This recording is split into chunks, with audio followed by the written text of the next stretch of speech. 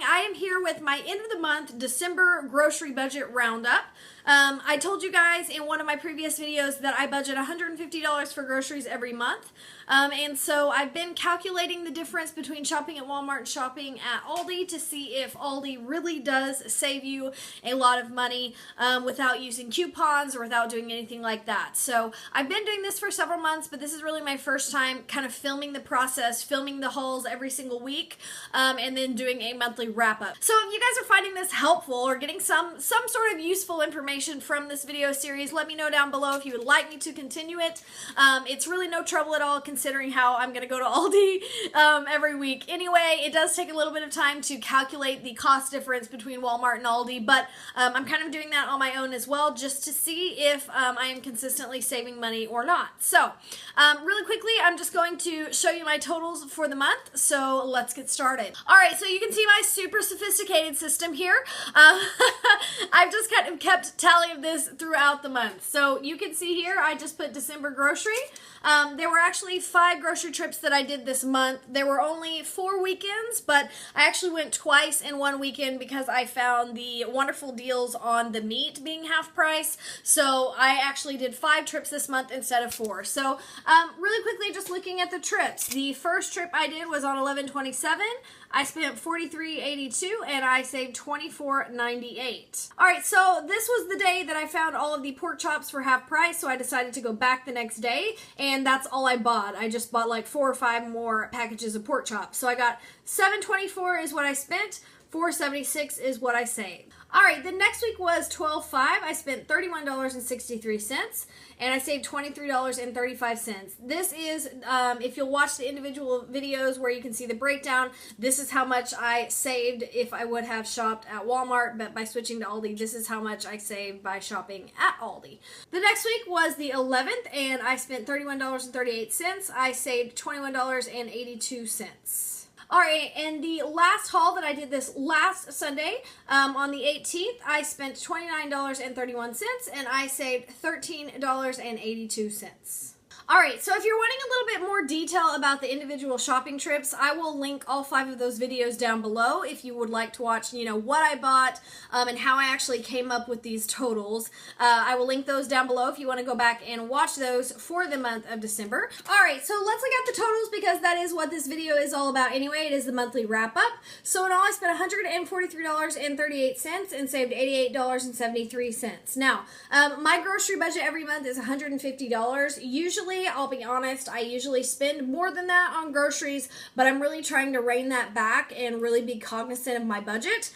So I actually came in $6.62 under budget this month, which I am really excited about.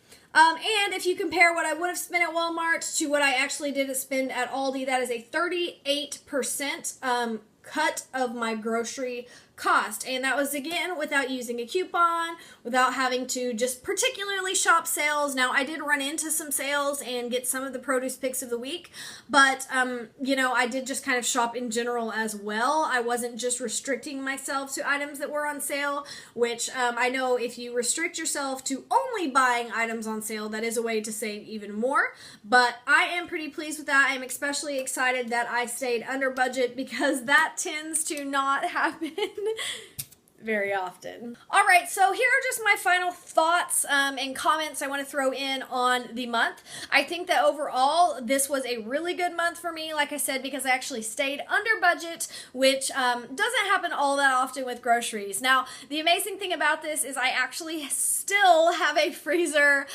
full of food. I only ate 1 of the packages of pork chops, so I believe I still have 9 of those left. I still have both of the packages of chicken drumsticks in there. I did eat the roast. The funny thing about the roast is I actually made it on Monday or Sunday. The funny thing about the roast was I actually made it on Monday night, so me and the SO ate that on Monday night. I packed up 2 lunches for the next day. So I just did the like Spock hand. Prosper. What does it? Go in peace and prosper? I don't know. Anyway, so we ate it for dinner on Monday night, and then we each packed a Tupperware for lunch the next day. So that was 4 meals, and then I ate it again tonight for dinner. So that was 5 meals just off of that roast. If you guys watched that video, of course I will link it down below. You can see how I was talking about getting like 4 meals from it. I actually got 5. Of course, lunch is a little bit less than you would pack for a dinner, but I mean, we had like Tupperwares full of roast. It worked out pretty good. That is definitely something I will be doing again because it was so cost effective. And the neat thing was, you know, it was 2 nights in a row that I didn't have to worry about cooking. And, you know, it was delicious. It was absolutely fantastic. I tried a different way to prepare the roast in a crock pot that I hadn't done before. And it came out absolutely like spot on. So I will definitely be doing that more often because it creates such a large amount of food, especially if you have like a lot of people to feed at home. I definitely think it is a great budget meal. So I'm also going to be filming another video coming up very soon about what I ate for the week, so hopefully you guys will find that interesting. I've really been honing in on calculating the cost per serving of certain meals to try and figure out which meals are the cheapest and most cost effective. You guys know I'm a numbers nerd, so I always like to crunch the numbers and figure out that stuff. For some reason, I just find it incredibly interesting. I am a math teacher, so it's kind of like a hobby. I don't know. I'm always calculating little costs, and I have this little notebook. I'll show you. All right, so this is what I call my nerd book because this is just a little, I don't even know what this is. This is just a little spiral. I think I got it like Dollar General or something. Anyway, this is always on my kitchen table, and I use this all the time for math and figuring out cost per servings. So like this is just an example of stuff I do all the time because I'm this boring and lame. So you can see here where I was figuring up the cost per serving for fajitas, which is a meal I do a lot. This was where I was figuring up the cost for how much I saved on Ibotta. So this thing is just filled with a whole bunch of like different days and what I ate and the cost per serving, because like I said, you really don't have a lot of control on your income as a teacher. You get a little bit of a raise every year, but it's not substantial. And it doesn't matter how many extra hours you work, your salary. So you put in all these extra hours and your check doesn't come up. So if you watch anything on Dave Ramsey, he says, you know, your greatest tool is your income. And you can either cut down your costs or increase your income. Well, in my current career right now, teaching, I can't really increase my income.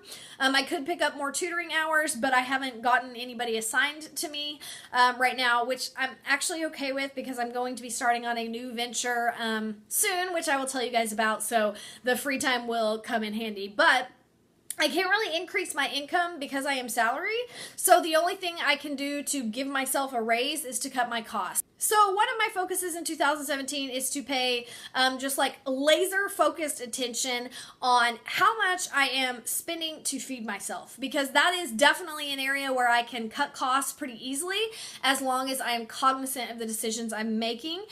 So again, if you liked this video series, if you want me to continue the grocery hauls and the grocery roundup at the end of the month for January, please let me know down below. If you would like to see some more videos about budget meals, or if you are interested in seeing meals where I'm showing you the cost of how much it costs per serving, please let me know down below. I would be happy to do those videos for you because like I said, I do this stuff just because I'm that lame. So that's it for this video, guys. I will see you next time. Bye.